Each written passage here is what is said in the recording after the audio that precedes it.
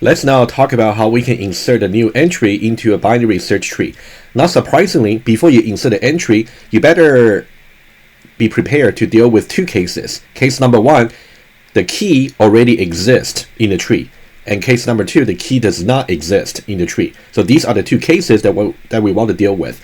And the search routine that we defined earlier can really help us on this precisely. So that's why you will see that the insertion routine that we're going to show to you and illustrate heavily depends on the searching routine that we defined earlier. We'll take a look.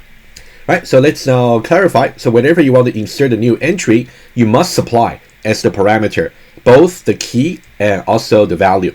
Because for the insertion and deletion routines, I'm not going to supply any source code to you. It will be up to your own exercises. We already did the searching in complete details with the working implementation. So for now, I'll just mention to you what you really need to pay attention to if you want to implement the insertion and later the deletion on your own. And the conceptual sketch and visual illustration that we do in the lecture should be more than enough for you to really get started.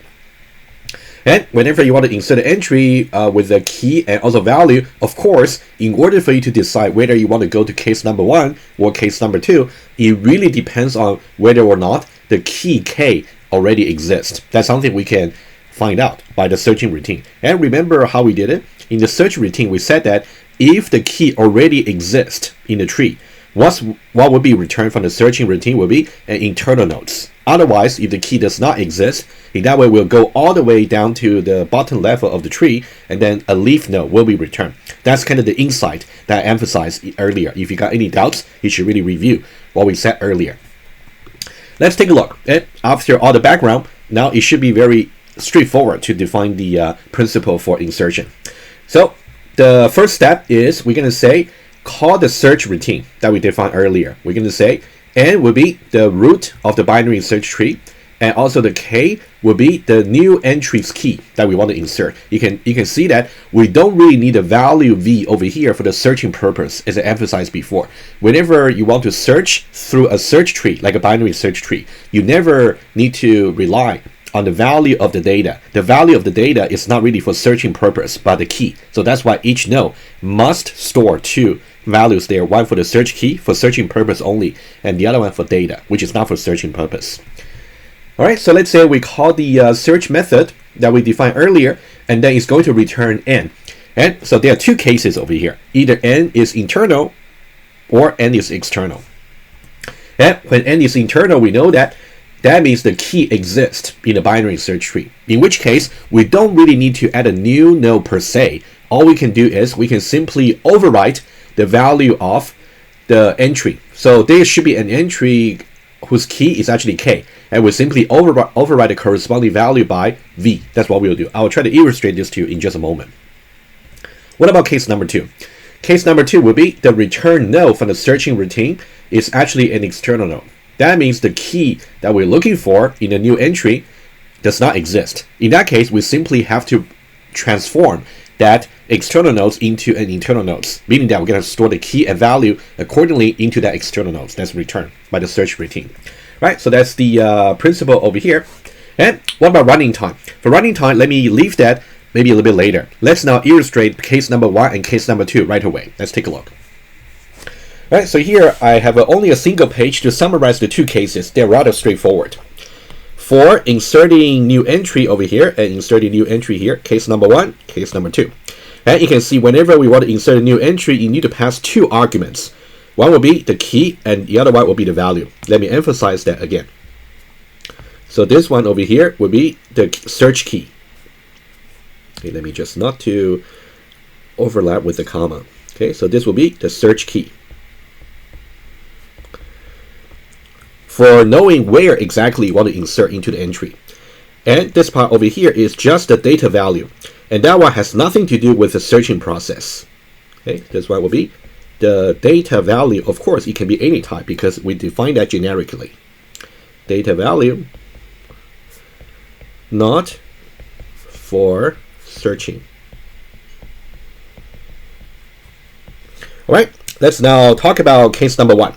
Let's say we want to insert this entry with the key 28. What we will do is we'll start with 44, and you know pretty well about the searching process. So I'm going to ignore that reasoning process. So 44, 28 smaller than that, we should really go here. 17, 28 is bigger than that, so we should go to the right. 32, we know 28 is smaller than that, so we should really go here. So this is what's returned from the search. And let me just make it a little bit thicker over here. And if you just go back to the slide, I'll try to be as consistent as possible. If you go back to the slide, we assume that N is going to store the return node from the search. So what we're going to see is this node over here is the N over here.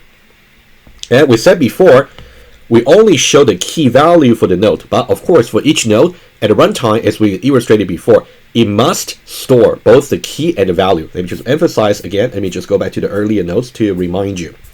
When we spoke about the class BST node over here, we said that for every node, not only that it stores the key, but also it stores the value. But for illustration, sometimes we may only show the key value if the illustration is only relevant for that. Right? Let's now go back here.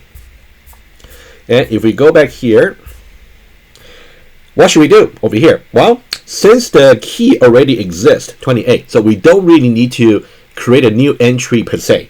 All we're going to do is we're going to replace this particular node over here. It's going to be, let me just use the purple. It's going to be 28, so that one will stay the same. However, we're going to replace whatever value it is by Suyang. Maybe the current value that's associated with 28 is maybe other name, for example. So in that case, we're going to replace it just by Suyang. So what we're going to do is we're going to replace whatever value that's associated with the key 28 by Suyang, the data value. So after all, this node over here is actually going to store the entry 28 as before, but the value is going to be replaced by Suyang. Right? Of course, you can set a set element if you want. That's the mutated method you can use. Let me just mention again. So for example, you can actually use the set elements mutated method that we spoke about earlier. Right? It's really important to really know that we're only doing some replacement. We are not really creating any new nodes. That's not the way to go. Right? Just replace whatever value that's associated with the key 28 by this new value over here. Right? What about case number 2? Let's take a look at case number 2. So we start with the root, and we're looking for the key 68. Apparently, this 68, as you can see, the tree, it doesn't exist. But let's see where it should be. 68 is larger than 44, so we should really go here. And 68 is less than 88, so we should go to the left. 68 is larger than 65, so we should go to the right. 68 is less than 82, so we should go to the left. 68 is less than 76, so we should go to the left. And we are reaching some external nodes. And according to what we learned before about the searching, this will be unsuccessful. This is why we're going to return just this external nodes. This one here, right? That's why I say it's case number 2. So this will be the N. Let me point it over here. So this will be the N over here. And in this case, what we should do, well, again, let me just go back here. Conceptually, you want to, well, let me just tell you conceptually versus actually. Conceptually, you have to somehow turn this node over here into an internal nodes. However, it's not really like creating a new node object per se again. It's really just about setting the value, but let me show you why. Let me just go back to the earlier illustration over here that's really important. So that's why I kind of went over the foundational implementation issues with you. You can see the way we created internal nodes versus external nodes is basically instantiating the same class BST node. It's just that we're calling different overloaded version of the constructor. In the case of the internal nodes, we are passing some meaningful value for the key and the value. In the case of the external nodes, we are simply not passing any initial value to be set up for the key and the value. We simply let them as default. That's why we don't pass anything over here. However, the object is still there.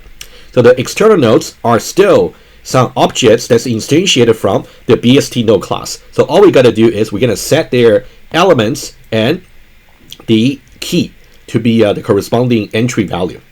In this way, if you go back to the critical methods over here for BST node, you can see we got is external and also is internal.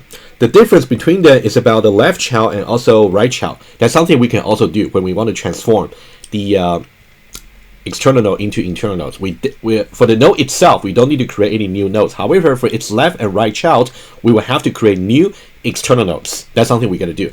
And the process is kind of similar to how we expand the proper binary search tree that we spoke about earlier. It's a little bit similar, not exactly the same. Right? Let me just go back. Right? So that's all the necessary context you should really know. You can definitely refer to the details from earlier lecture. Let me now just go back to the second case for the insertion over here. So what we need to do is we need to convert this node over here. We don't need to create a new one. Convert this new node into an internal nodes. So that's what we should do. Well, what I'm going to do is you can think about this node over here. You want to convert it into an internal nodes over here. And let me just make it a little bit larger. Okay. Let me just make it draw it this way. Okay, so that will be the internal nodes over here. And what should be the value? It should be 68, which doesn't exist. That's why it's an unsuccessful search. So we're going to put the entry over here. You can say set the key to be 68 and set the elements to be UNA. So this will be the key and the value. However, that's not the end, because once you create this particular node and set the value for the key and set the value for the elements, the left and right by default will still be null. That means as far as the is external method in the BST node is concerned, it will still return true for its external, because you still got left and right being null. So what you should do is as follows. You should really create a left child over here and also right child over here, meaning that you want to create some new nodes that will be external, and also another new node that will be external, right? To know exactly how to create external nodes, you can refer to the earlier coding. Right? Let me recap very quickly. For the second case, because the key we're looking for is not really existing in the tree, so that's why some unsuccessful search is going to result, in which case we're going to get an external node return. So there's two phases we want to achieve the insertion. Number one, we want to convert this external node into internal nodes. For that one, we just need to set a key to be the input key, set a value to be the input value over here. And the second phase will be to make sure this internal nodes over here, when we try to call the method, let me write it down. So when we call this node dot is internal, we want to make sure it return true. We want to make sure. And in order for that to return true, we have to create certain object for the left and for the right. Pretty much like this kind of node over here, right? You can see this is internal because you got two external childs over here, right?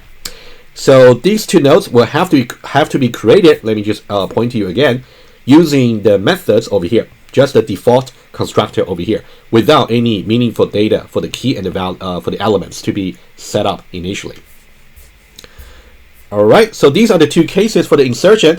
Not tricky. You just have to understand the principle between the two cases and understand that it's heavily based on the search routine that we spoke about before. And now the next critical question will be, what's really the running time for insertion? Well, you can see, if you think about this, might be more like a pseudocode, but of course, if you convert it into Java, you'll be very similar to what I'm sketching over here. That would be your task as exercise. Well, apparently the runtime is going to be dominated by the searching routine over here, and the searching routine is actually going to start from the root and go one level down at a time, and then eventually, in the worst case, you might just reach some external node over here. So that should be big O of H. And again, as we said before, you cannot say big O of N or big O of log N if you don't know how balanced the tree is. So the best we can say would be big O of H, where the H is the height of the tree. You will see some similar arguments later. Okay, but for now, I'm just going to point to big O of H. Right, so that's the searching process as a first step is going to dominate the running time over here. Exactly the first step. All right, so these are the two cases I just went over on the iPad. You can definitely go over them as well on the paper, and definitely make sure you understand what the difference is between the two cases. And exercise for you. Go to the BST utilities class and then implement and test this particular method over here, right? Let me show to you. I may have got some skeleton for you. Let me take a look. If you go to BST utilities, yeah, exactly. So that'll be your exercise number 1. Implement the insert according to what we said about the conceptual sketch and visual illustration, and you should be able to complete it. And then write some JUnit test cases in the test BST class. Complete it, and I think that will definitely help you understand more completely about how the insertion should work for the BST.